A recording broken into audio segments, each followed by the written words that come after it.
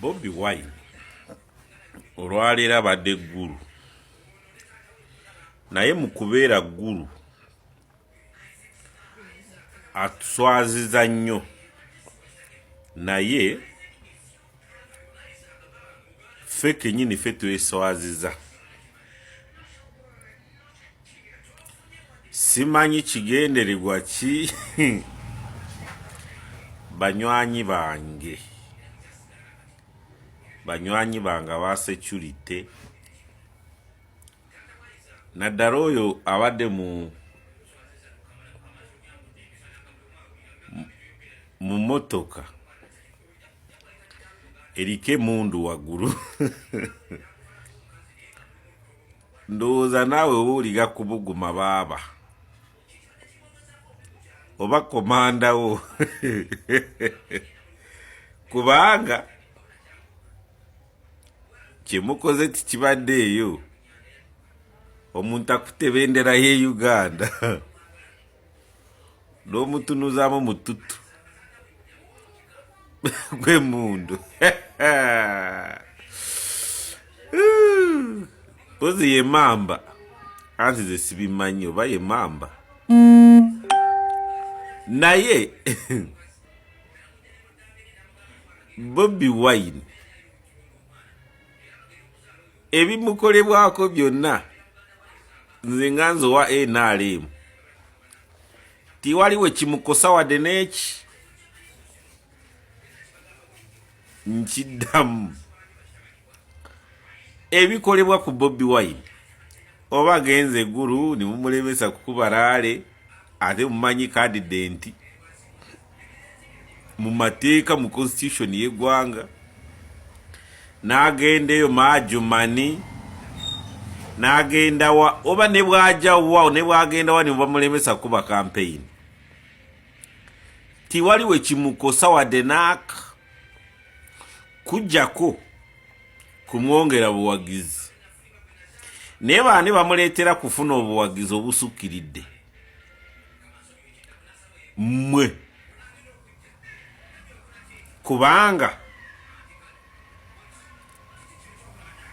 naba NRM ku secretariat ng'ekibiina kyemanyi Secretary General Todongo n'akakiiko ke nabe beebuuza security police bakolera ani baalawo tebabitegeere kubanga nino wa NRM gwe naawulidde ku radio ne TV agamba Bobi Wine ali mu ddiiro neki ne security nedda kati mu mateeka okulonda kuli mu constitution y'eggwanga ba presidential candidate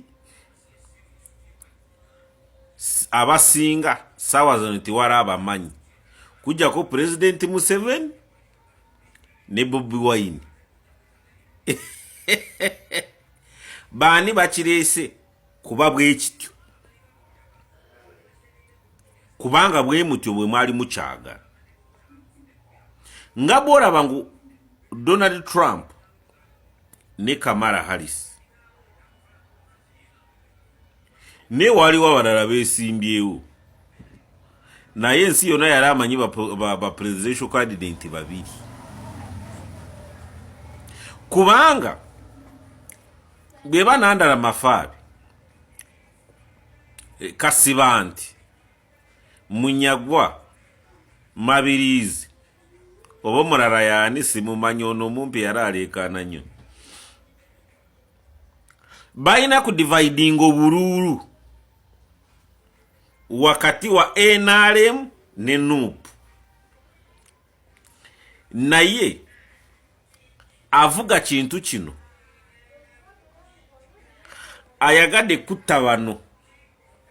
akalulu kasigalemu abantu aba babiri waliyo ne mugisha muntu oba mugisha muntu abo ne babeera dead horse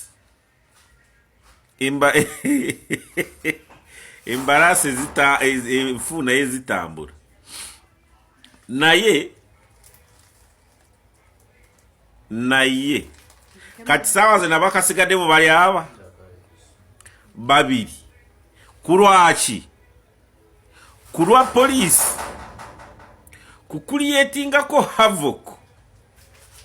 amawulire ni gabeera ku bantu toteekamu amawulire ni gabeeramu abantu aba babiri ani President Museveni ne Kyagulanyi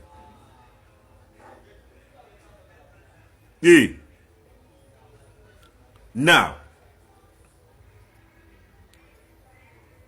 ekikuleetesa full breach ku bawagizi abakutte ebendera zokka z'eggwanga kiki ng'okolera nnyo NRM nedda oyonoonyi bikolebwa byonna tewali kyekisala ku Bobi Wine kimwongera buwagizi era bukyanga kampeni zitandika Bobi Wine yeeyongedde obuwagizi 75% kulwaki kulwammwe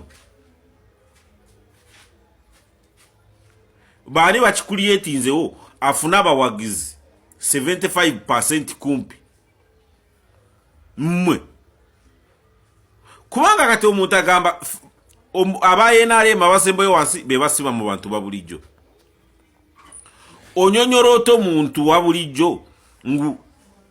ngu tukola birungi bikyama ebyo